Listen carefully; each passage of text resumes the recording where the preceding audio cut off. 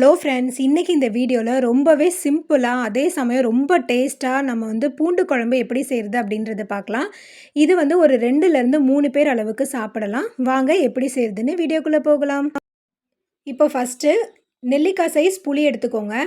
இந்த சைஸ்க்கு புளி எடுத்து இத புளிய நல்லா வாஷ் பண்ணிட்டு, தண்ணி ஊத்தி ஊற வச்சுடுங்க. ஊற வச்சு இத நல்லா கெட்டியா கரைச்சு வச்சுக்கோங்க. இப்போ அடுப்புல கடாய் வச்சுக்கோங்க. கடாய்க்கு பதிலா நீங்க மண் சட்டியில செஞ்சீங்கன்னா, டேஸ்ட் ரொம்பவே சூப்பரா இருக்கும். கடாய் வச்சுட்டு ஒரு 3லேருந்து 4 டேபிள் ஸ்பூன் போல நல்லெண்ணெய் விட்டுக்கோங்க. நல்லெண்ணெய் இல்ல அப்படின்னா, நீங்க கடலெண்ணெயில கூட செய்யலாம். டேஸ்ட் நல்லாவே இருக்கும். நீங்க ஆயில் கொஞ்சம் தாராளமா நீங்க விட்டுக்கோங்க. இப்போ 1 டீஸ்பூன் போல கடுகு, 1/4 டீஸ்பூன் போல வெந்தயம் சேர்த்துக்கோங்க. 1/4 டீஸ்பூன் சீரகம் சேர்த்துக்கோங்க. நான் கொஞ்சம் போல வடகம் தாளிச்சிருக்கேன்.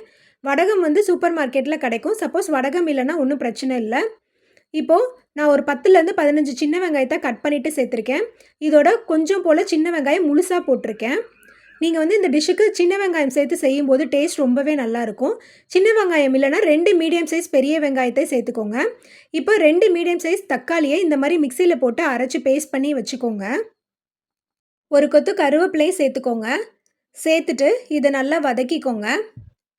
இது வதங்கினதுக்கு அப்புறமா ஒரு 10லேருந்து 12 பூண்டு உரிச்சு சேர்த்துக்கோங்க.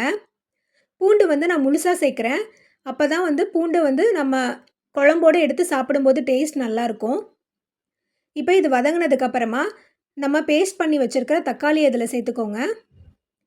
தக்காளி சேர்த்துட்டு இதை நல்லா இந்த மாதிரி கலந்து விட்டுடுங்க.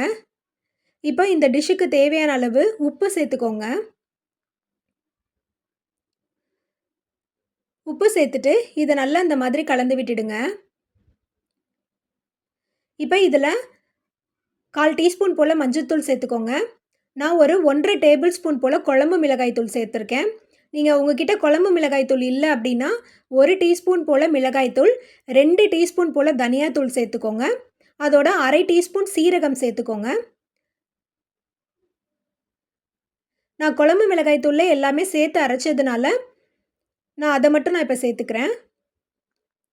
சேர்த்துட்டு இப்போ இந்த தக்காளி பேஸ்ட் அடித்த தண்ணியவே கொஞ்சமாக ஊற்றிக்கிறேன். இது நல்லா கலந்து விட்டுக்கோங்க. கலந்து விட்டுட்டு இப்போ நம்ம புளியை கெட்டியாக கரைச்சி வச்சுருக்கோம் இல்லையா, அந்த புளி தண்ணியை இதில் சேர்த்துக்கோங்க.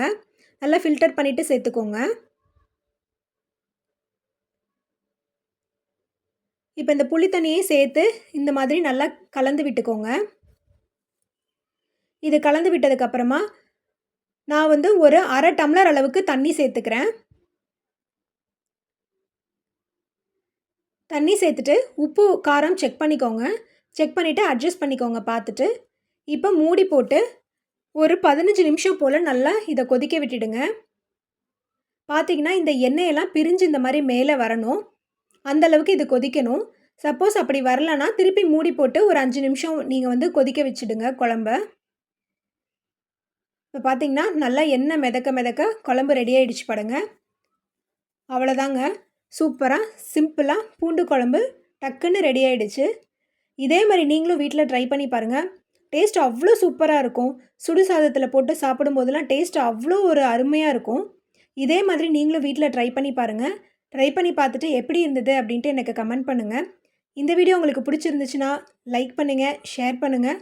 மறக்காமல் நம்மளுடைய ஏனோக் பிரியாணி சேனலுக்கு சப்ஸ்கிரைப் பண்ணுங்கள். நன்றி, வணக்கம்.